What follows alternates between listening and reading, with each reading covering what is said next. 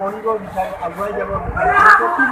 প্ৰতি বছৰে আমি নতুন নতুন কিছু সংকল্প লওঁ যে আমি এই কামটো কৰিম, কিন্তু আমাৰ কাম।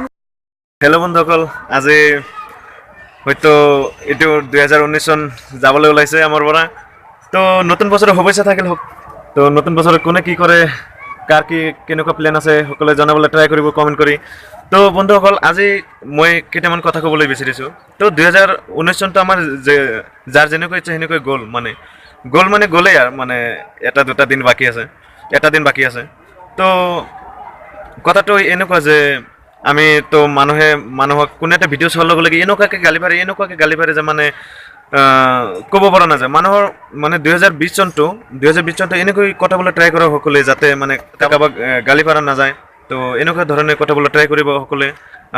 এইটো অনুৰোধ জনাইছোঁ। আৰু মানে সকলোৰে মাজত মিলা প্ৰীতিৰে থাকিবলৈ ট্ৰাই কৰোঁ। নহ'লে চাইছে নহয় চৰকাৰে কেনেকৈ আমাক ঠগি খাই আছে। তো নহ'লে আমাৰ দিনবোৰ এনেকৈ মানে চৰকাৰৰ আণ্ডাৰত থাকি যাব, কিন্তু আমি মিলা প্ৰীতিৰ মুখ দেখা নাপাম।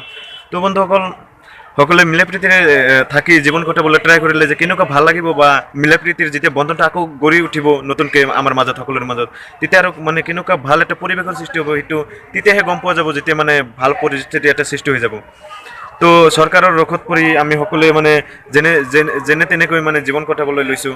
তো এনেকুৱা আচলতে কথা নহয়। আৰু এটা কথা হ'ল যে মানে মিলা প্ৰীতিৰে থাকিবলৈ চেষ্টা কৰিব, আৰু কাৰোবাৰ লগত মানে হাই কাজিয়া কৰি নাথাকিব। এইটোৱেই। ধন্যবাদ। জয় অসম।